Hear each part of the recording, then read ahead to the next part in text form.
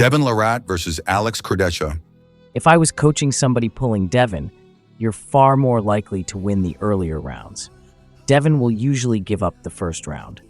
The other thing is, a lot of people will be doing really well against Devon, and then as soon as they cross the peg line towards Devon's side, it's all over. So, Devon's classic in that holding, stalling, long match top roll of his. And that must suck to be there with somebody so tall with that much reach. But you cannot, under any circumstances, cross that peg line. As soon as the match goes to Devon's side of the table, he's got you. He rolls you in, and then he starts talking to you. And that match, I'm sure, seems like an eternity when he's talking to you. Devon gets away with starting crooked with his hand high. He wears those refs out, makes them have a nervous breakdown when you call all that strict stuff. They end up turtling when you keep barking at them, and he gets away with it. But what's funny is Devon's shenanigans are turned way down when it's Levan. My advice to Alex is win the first round or two, then be ready to go backwards. Don't try to force the match. Pull back. He's going to want the strap. Just make sure Devon spends the whole time with his hand at center or across the peg line, because he's not going to shoulder roll from there. If he goes into a king's move, I'd stand back up in the center, keep climbing, and prepare for a 4 or 5 minute match. Todd Hutchings versus Dave Chaffy. I'm like 98 kilos now. I'll probably be 99 kilos on competition day. I was offered 2 people, and I picked Dave because he was the better of the 2. I was training for 95 kilo arm wrestlers for a while before, specifically for Irakli. If you take Levan out of the equation, I don't see a huge strength difference in the different weight classes. 2 adjacent weight classes, the power levels in those 2 weight classes are fairly similar. So, a 115 kilo guy and a super heavyweight guy aren't that drastically different in power. There's usually a height difference or a geometry difference, but in arm wrestling, the weight classes aren't as important. I didn't change my preparation much for Dave. Dave's primarily a top roller, Irakli's a top roller, but they're different sizes.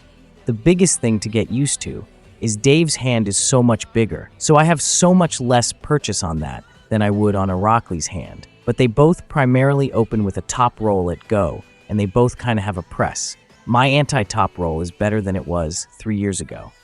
That's about it. I've been pulling top rollers ever since East versus West started. I think I've only pulled 1 hook puller and 1 presser, and it was Sagov. The pressure is on Dave. It's all upside for me. Dave will get a shot at Sagov in a year or 2. Rikard Bornman versus Pavlo Derbedyenyev. I pulled Pavlo just in practice. He's one of those all-around strong guys. I think he's benching 500-something pounds. Those guys that are built like that, they're like rusty bolts, man. They're just hard everywhere. Brian Shaw versus Brandon Allen. I trained with Brian in February. His hand was crazy strong, but you could tell he had less than a year or so of arm wrestling in him. He just moved clunky, and he didn't really capitalize. You expect him to be like a top roller, and instead he's just some kind of hand-crushing side guy that day. Brian's hands are so strong. I think I just saw a video where he picked up 2 45-pound plates by the hub, but you'd put him on a pulley machine, and his hand would start shaking. He had no power in his cupping. Everybody takes about 4 to 5 years, so hopefully we can shrink that down in this case. Brandon's pretty good.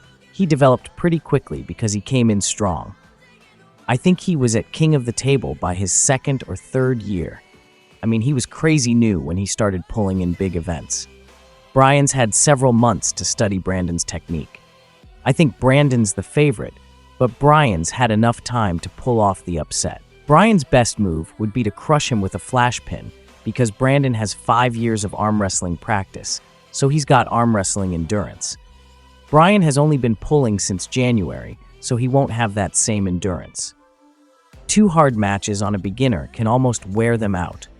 Gabby Vasconos versus Joseline Brisson. I think it might be too early for her to beat Gabby, just on an experience thing, but she's got a bright future. I see her as a top 2 or 3 in the world soon. What she did to Sarah was a masterclass. It'll be interesting, but I think Gabby's the favorite in that match.